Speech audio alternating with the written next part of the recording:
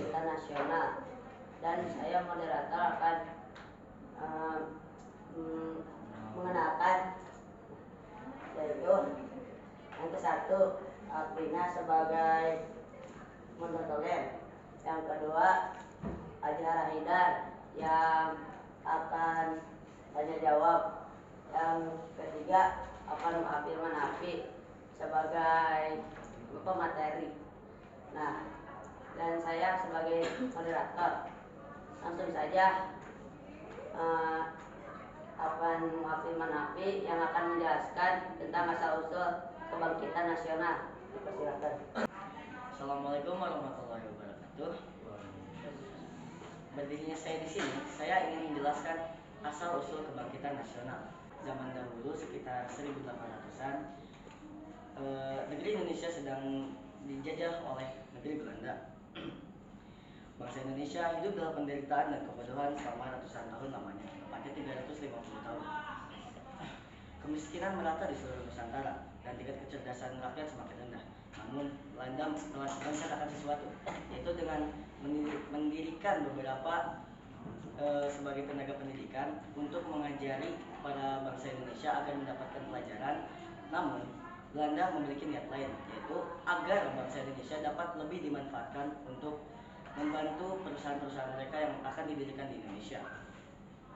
Keadaan yang sangat buruk itu membuat Dr. Wahidin Sudirohusodo yang mula-mula berjuang melalui surat kabar Emilah menyuruhkan para golongan dari Bumi Putra untuk membentuk dana pendidikan. Namun usaha beliau gagal karena mungkin ada banyak orang-orang yang masih berusia muda namun tinggal di desa-desa terpencil. Lalu Dr. Wahidin Sudirohusodo pun harus terjun ke lapangan dan berceramah langsung untuk menggalang dana pendidikan dan sekaligus menggagas berdirinya sebuah organisasi muda. Kerja keras Dr. Wahidin Sudirohusodo membuahkan hasil sehingga organisasi pemuda dapat terbentuk.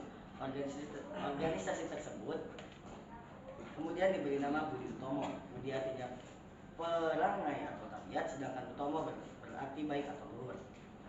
Berdirinya Budi Utomo ternyata menjadi langkah awal gerakan yang bertujuan mencapai kemerdekaan Indonesia. Selanjutnya pada hari Minggu tanggal 20 Mei 1908 pukul 9 pagi, Sutomo dan kawan-kawannya seperti M. Suraji, M. Muhammad Soleh, M. Suwarno, M. Gunawan, Suwarno, L. M. Gusbab, dan R. Angka berkumpul dalam ruang kuliah anatomi. Setelah segala sesuatunya dibicarakan secara matang, mereka sepakat memilih nama perkumpulannya yang baru saja mereka resmikan berdirinya itu dengan nama Budi Utomo. Pada tanggal 20 Juli 1913, Suwardi Suryaningrat yang tergabung dalam Komite Bumi Putra menulis, "Als ik dings Nederlands was." Seandainya aku seorang Belanda, di mana tulisan tersebut memprotes keras rencana pemerintahan Hindia Belanda merayakan 100 tahun kemerdekaan Belanda di Hindia Belanda atau Indonesia. Karena tulisan inilah Cipto Mangunkusumo dan Suwardi Suryaningrat dihukum dan diasingkan ke Banda dan Bangka. Tetapi karena boleh memilih, keduanya memilih dibuang ke negeri Belanda. Hukuman ini justru dimanfaatkan oleh Suwardi Suryaningrat untuk belajar ilmu pendidikan. Tetapi Dr. Cipto Mangunkusumo dipulangkan ke Hindia Belanda karena sakit. Sekian dari saya. Assalamualaikum warahmatullahi wabarakatuh. Untuk selanjutnya akan dibuka sesi tanya jawab untuk kelompok lain yang akan bertanya. Dipersilakan. Assalamualaikum warahmatullahi wabarakatuh. Saya dari kelompok 5, Luki Darmawan, meminta izin untuk bertanya. Jadi kan tadi Anda menjelaskan bahwa Belanda melakukan monopoli atau suatu pengaruh kepada Indonesia melalui pendidikan. Saya mau bertanya, apakah Belanda hanya melakukan pengaruh itu pada faktor pendidikan, ataukah ada faktor lain yang mempengaruhi, seperti misalnya pekerja buruh atau apapun itu? Dan apakah pendidikan itu termasuk doktrin? Terima kasih. Assalamualaikum warahmatullahi wabarakatuh. Assalamualaikum warahmatullahi wabarakatuh. Saya perwakilan dari kelompok 8 ingin menyampaikan pertanyaan kami. Tadi disebutkan bahwa Suwardi Suryaningrat dan Cipto Mangunkusumo diasingkan ke Belanda, namun mereka memanfaatkan situasi untuk untuk belajar ilmu pendidikan. Nah, bagaimana cara mereka belajar di negeri orang dalam keadaan mereka sedang terasingkan? Sekian pertanyaan dari kelompok kami. Wassalamualaikum warahmatullahi wabarakatuh. Assalamualaikum warahmatullahi wabarakatuh. Saya dari kelompok 2 ingin bertanya kepada kelompok 1. Sofia adalah sekolah yang mengajarkan untuk pendidikan apa? Pendidikan kayak sekian dari saya. Terima kasih. Bismillahirrahmanirrahim. Assalamualaikum warahmatullahi wabarakatuh. Saya dari kelompok 6 ingin bertanya, bagaimana jika Dr. Wahidin Sudirohusodo tidak membuat organisasi yang bernama Budi Utomo? Assalamualaikum warahmatullahi wabarakatuh. Perkenalkan, nama saya Pak Yasiwani dari kelompok 4. Saya ingin bertanya, di kota apa organisasi Muhammadiyah didirikan? Assalamualaikum warahmatullahi wabarakatuh. Assalamualaikum warahmatullahi wabarakatuh. Perkenalkan, saya dari kelompok 3 ingin bertanya kepada kelompok 1. Seberapa pentingkah kebangkitan nasional untuk kemerdekaan Indonesia? Sekian, terima kasih. Wassalamualaikum warahmatullahi wabarakatuh. Terima kasih atas pertanyaannya, dan kita serahkan kepada Nutulen yang akan membacakan pertanyaan. Silakan. Saya akan membacakan pertanyaan dari kelompok 5. Melalui belajar melalui bangsa melalui pendidikan atau bisa melalui apakah itu perspektif akan dijawab oleh Hasan. Assalamualaikum warahmatullahi wabarakatuh. Waalaikumsalam. Ini saya akan menjawab pertanyaan dari kelompok 5. Jadi, pendidikan pada waktu itu bisa disebut sebagai doktrin dari Belanda kepada Indonesia, karena Belanda memanfaatkan keadaan orang-orang Indonesia yang kecerdasannya kurang. Jadi dia itu memasukkan misalnya ke sejarah-sejarah palsu atau ya yang kayak gitulah.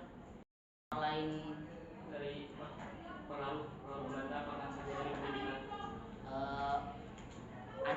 ada juga dari adu domba, kan dulu itu masih Hindia Belanda itu masih misah. Jadi ada Yogyakarta, ada kerajaan di Jawa Barat. Nah, mengadukan raja-raja dan mengadu domba raja-raja dan mengambil alih pusat perdagangan pada saat itu. Bagaimana dengan jawabannya? Selanjutnya dari kelompok 8.